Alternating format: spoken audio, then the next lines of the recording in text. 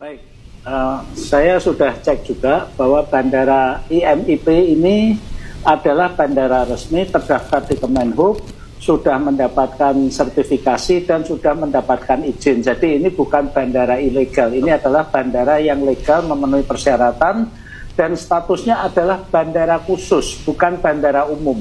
Bandara khusus ini adalah bandara yang hanya melayani penerbangan yang dioperasikan oleh pemilik bandara atau penerbangan tidak berjadwal dari operator lain yang mempunyai perjanjian dengan pemilik atau pengelola bandara. Namun pesawat negara dapat mendarat di sana. Jadi pesawat negara ini bisa dari kementerian, bisa dari TNI, bisa dari Polri juga. Nah, kategori bandara khusus ini juga di IMIP ini adalah bandara domestik, tidak melayani. Oleh karenanya tidak diperlukan adanya bea cukai dan pabean, bea cukai atau pabean atau dan sebagaimana juga bandara-bandara yang tidak melayani rute internasional tidak diperlukan pelayanan imigrasi dan kepabeanan. Namun untuk udaranya tetap dilayani oleh Airnav Indonesia. Nah, untuk diketahui saja bahwa peraturan penerbangan ini sangat-sangat ketat. Pesawat registrasi asing, terutama dari luar negeri, kalau mau masuk ke Indonesia ini harus punya flight clearance yang terdiri dari security clearance dari Mabes TNI, juga Kementerian Pertahanan, juga diplomatic clearance dari Kementerian Luar Negeri. Kalau tidak ada flight clearance ini, Kementerian Perhubungan tidak akan menerbitkan flight approval. Tanpa flight approval ini, pesawat itu tidak bisa masuk ke Indonesia. Karena kalau ngeyel masuk ke Indonesia, masuk ke perbatasan saja, itu sudah disergap oleh pesawat TNI.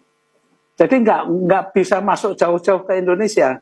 Nah, untuk pesawat domestik, pesawat yang registrasinya Papa Kilo, itu pesawat yang terdaftar di Indonesia, ini ada aturannya tersendiri. Kalau kapasitasnya 25 orang, pesawat yang kecil-kecil seperti yang dioperasikan oleh Susi Air, itu tidak perlu flight approval, cukup flight plan saja untuk penerbangan domestik.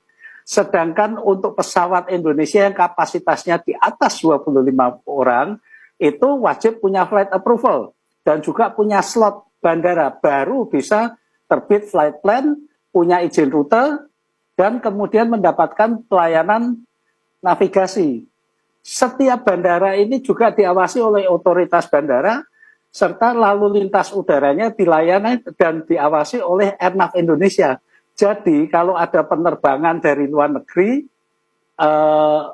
bisa masuk seperti tadi Morowali, itu kok rasa-rasanya nyaris mustahil ya. Karena kalau itu bisa masuk berarti kebobolan semua, TNI kebobolan, Kementerian Pertahanan kebobolan, Kementerian Luar Negeri kebobolan, Airnav kebobolan, Kementerian Perhubungan kebobolan. Dan secara penerbangan itu nggak mungkin, apalagi statusnya bandara IMIP Morowali ini hanya bandara domestik. Demikian, Mbak. Tanggapannya nih, Pak. Bagaimana tanggapannya?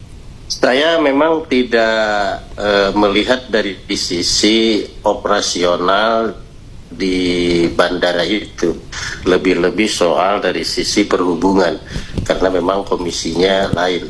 Tetapi paling tidak, bagaimana juga cara memastikan keluar orang dan keluar barang. Walaupun misalkan di tingkat domestik barangkali, nah ini laporan orang, laporan barang, saya juga gak paham. Ini laporannya kemana? Nah, oleh sebab itu saya rasa kita melihat bahwa hari ini kan kita baru tahu adanya bandara di Morowali. Nah, yang menjadi heran adalah kenapa itu tidak dipublikasi? Dan semua juga baru tahu bahwa di situ ada bandara.